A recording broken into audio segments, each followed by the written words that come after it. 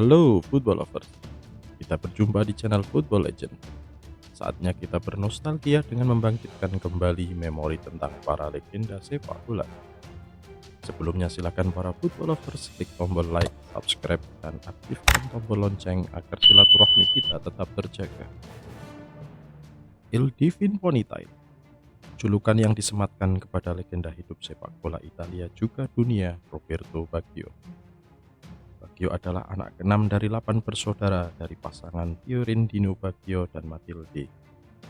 Ya, sepanjang karirnya, Baggio memperkuat 7 klub Italia. Pemain yang biasa disapa Robby ini selalu tampil mengesankan jika diberi kesempatan.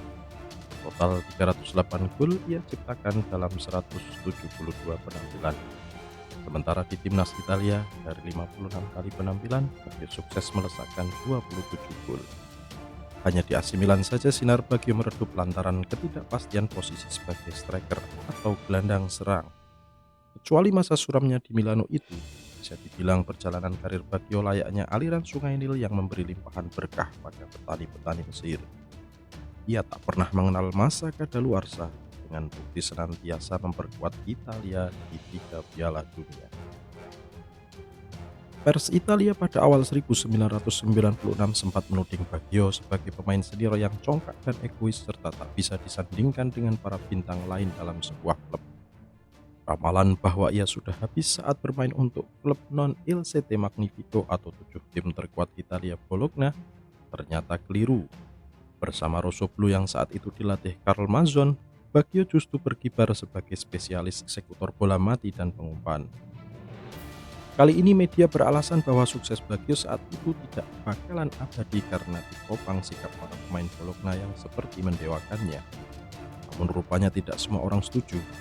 Tuttosport yang dalam kolomnya meragukan kemampuan Baggio bekerja sama dengan para striker muda Azzurri di Piala Dunia 1998 langsung mendapat reaksi keras pembacanya. Walau akhirnya Italia gagal pada adu penalti melawan Prancis di perempat final France 98, Baggio membuktikan dirinya tidak egois. Filippo Inzaghi dan Christian Vieri masing-masing sempat merasakan asisnya untuk mencetak gol. Tidak heran Inter Milan kepincut untuk mendatangkannya demi mengisi pos trequartista sebagai pelayan di belakang Ronaldo dan Ivan Zamorano. Baggio mengawali karir di tim junior Calciopoli yang saat itu dilatih oleh Gianpiero Zaneri. Keistimewaan Baggio terletak pada langkah kakinya. Ia melakukannya seperti berjinjit. Dalam jarak dekat, frekuensi langkahnya banyak sekali. Ungkap sang pelatih memuji Baggio. Baggio yang sempat mencetak 6 gol saat Calciopoli menghadapi Leva pada 1982 segera diajak pemandu bakat Antonio Mora untuk mengikuti tes di klub Vicenza. Saat ia diterima untuk memperkuat I Biancorossa atau si Merah Putih di seri C1 musim 1982-1983, bendera start kisah legenda hidup Italia itu pun berangkat sudah. Perolehan gaji pertama di Vicenza sebesar 500.000 lira tidak terlalu membuat pemuda 15 tahun girang. Pasalnya pelatih Cade hanya memasang Baggio sekali saja di pertandingan seri C1. Ia kerap bertanya apakah debutnya tidak memuaskan, namun Baggio tidak putus asa dan tetap berusaha keras mendapatkan tempat di tim utama. Saat Vicenza ditangani oleh pelatih Bruno Giorgi, barulah Roberto Muda dapat banyak kesempatan tampil. Baggio tampil 6 kali dan mencetak 1 gol. Permainannya yang menjanjikan harapan membuat ia terpanggil ke Italia U16. Selanjutnya, Vicenza ibarat trampolin bagi Baggio. Sukses mempromosikan klubnya ke Serie B pada tahun 1984-1985. Ia pun dibeli klub Serie A. Di musim terakhirnya di seri C1 musim itu, Baggio mencetak 12 gol dalam 29 penampilan. Akibatnya, Baggio pun tak sempat mencicipi kompetisi Serie B dan langsung melejit masuk divisi elit Liga Calcio bersama Fiorentina. Baggio baru melakukan debutnya untuk Fiorentina setahun kemudian pada 21 September 1986. Namun sayang, beberapa minggu berikutnya cedera ligamen lutut kanannya yang ia dapat ketika bermain untuk Vicenza bertambah parah dan mengharuskannya terbang ke Prancis untuk dioperasi. Baggio yang baru pertama kali menjalani operasi amat takut karirnya terhenti secara prematur. Untunglah dokter Busuguet yang merawatnya di klinik tulang kota Saint-Étienne, Prancis bisa meyakinkannya untuk menjalani operasi. Walhasil, Baggio sukses melewati krisis pertamanya dan diharuskan beristirahat selama 3 bulan.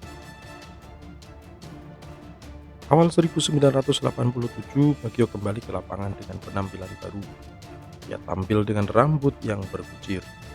Buntut rambut yang dipeliharanya selama masa penyembuhan ternyata membawa hoki. Tak lama, gol pertamanya ditorehkan di Serie A ke gawang Napoli yang saat itu masih diperkuat Diego Armando Maradona. Ia akan jadi bintang besar. Saya bahkan tak percaya usianya baru 20 tahun.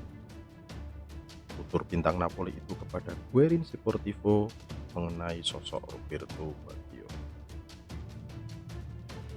Musim 1988-1989 ia tampil 40 kali dan mencetak 24 gol untuk Fiorentina.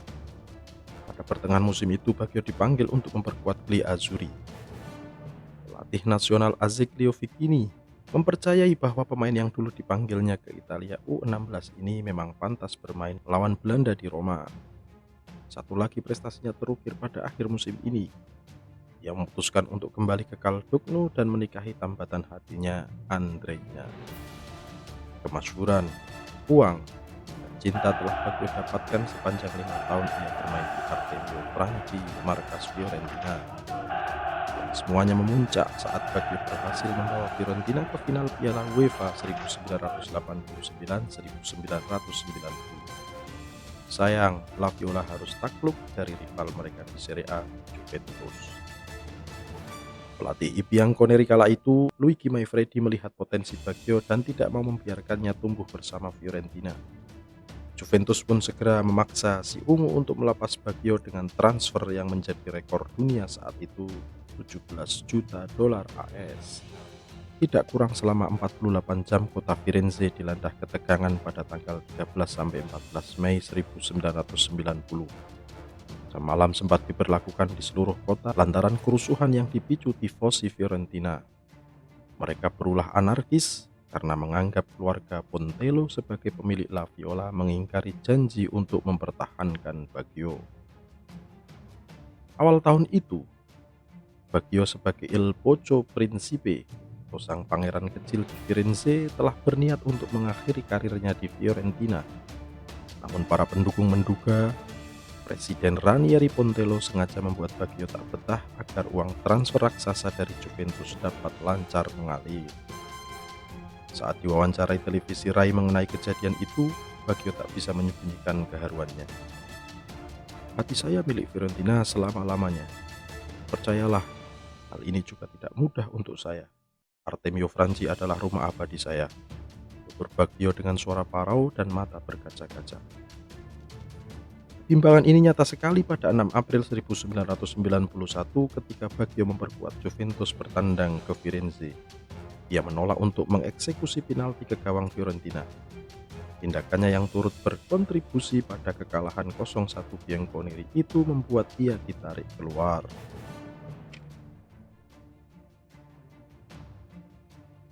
Saat meninggalkan lapangan, Baggio bahkan memungut syal ungu yang dilemparkan pendukung Fiorentina padanya.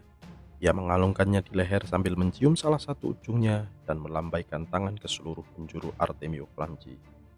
Publik Artemio Franchi sangat mencintainya, sehingga dengan seragam klub apapun Baggio datang ke markas Fiorentina, ia akan selalu mendapat aplaus yang hangat.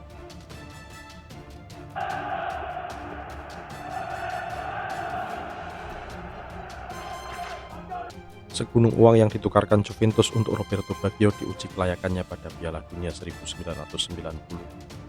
Sebelum berbaju Juventus, Baggio terlebih dulu memperkuat Azzurri di ajang 4 tahunan itu. Hasilnya, Baggio ternyata pasangan sehati Salvatore Schillaci. Calon tandemnya di Juventus itu bahkan memuji gol indah Baggio ke gawang Cekoslowakia. Tak bisa disangka lagi, itu adalah gol terbaik di Piala Dunia kali ini, ujar Toto mengomentari gol yang diawali soloran Roberto Baggio dari tengah lapangan. Baggio kemudian menyumbangkan satu gol saat Italia kalah dalam drama adu tendangan penalti dengan Argentina. Tragedi di San Paolo, Napoli itu sungguh menyesakkan kubu tricolore. Satu-satunya penghiburan pribadi untuk Baggio adalah kelahiran putrinya Valentina pada 1 Desember 1990. Baggio menyatakan pada Gazzetta bahwa predikat baru sebagai ayah inilah yang membuatnya bersemangat tampil di Juventus. Selama 3 tahun pertamanya di La Spezia Signora, Baggio tampil rata-rata 30 kali dan tidak pernah mencetak gol di bawah 10. Di tingkat Eropa, sukses merebut Piala UEFA 1992-1993 dengan 6 gol dalam 9 penampilannya. Pada Oktober 1993, ia mencetak golnya yang ke-100 di Serie A ke gawang Genoa. France Football pun menganugerahinya dengan Ballon d'Or sebagai pemain terbaik Eropa 1993. Imbas penghargaan itu, sebanyak 71 pelatih timnas kemudian menempatkan Baggio sebagai FIFA World Player di tahun 1994. Hanya berjarak 6 bulan dari gemerlap acara penyerahan award FIFA World Player di awal tahun 1994, tangisan Baggio menetes di final Piala Dunia. Kegagalannya mengeksekusi penalti terakhir Italia membuat trofi yang lebih penting, FIFA World Cup, justru diusung Kapten Brazil Carlos Dunga. Cedera hamstring dari sisa Piala Dunia 94 membuatnya dibuang Marcelo Lippi dari Juventus ke AC Milan pada awal musim 1995-1996. Penderitaan Baggio karena sering dicandakan oleh Fabio Capello bertambah parah saat Arrigo Sacchi kembali ke Milano sebagai caretaker pada 1997. Hubungan buruk ex-pelatih Azzurri di Piala Dunia 94 dengan Baggio pun berlanjut. Baggio akhirnya ditarik ke Bologna. Sebagai pertanda kelahirannya kembali, Baggio mencukur rambutnya bergaya marinir. Wah, rambut ini kembali berhasil lantaran ia memecahkan rekor jumlah golnya dalam satu musim Serie A. Saat di Juventus, ia sempat memuncak dengan raihan 18 gol pada tahun 1991-1992. Kini di Rossoblu ia menjaringkan bola sebanyak 22 kali. Sang marinir akhirnya tampil baik di Piala Dunia Prancis 98 dengan menggeser posisi Alessandro Del Piero yang sedang cedera.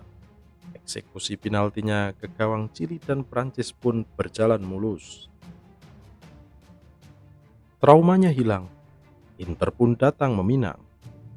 Negosiasi mulus dengan Presiden Internazionale Massimo Moratti kemudian hancur lantaran Allenatore Lippi yang tidak dari Juventus mengingkari sumpahnya. Baggio yang saat masuk dijanjikan racikan tim utama justru dianggap sebagai provokator di kamar ganti alias pemicu menukiknya grafik Inter. 2 musim saja Baggio bertahan di Inter. Pada awal musim 2000-2001, Baggio bereuni dengan mantan pelatihnya Karl Mazzone di klub Brescia. Baggio pun kembali menunjukkan tuahnya.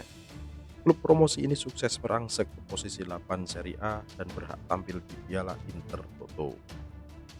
Baggio layaknya sang raja Midas di sepak bola. Ia mampu menciptakan peluang-peluang emas ketika bola tersentuh kakinya serta menimbulkan decak kagum para penggemarnya.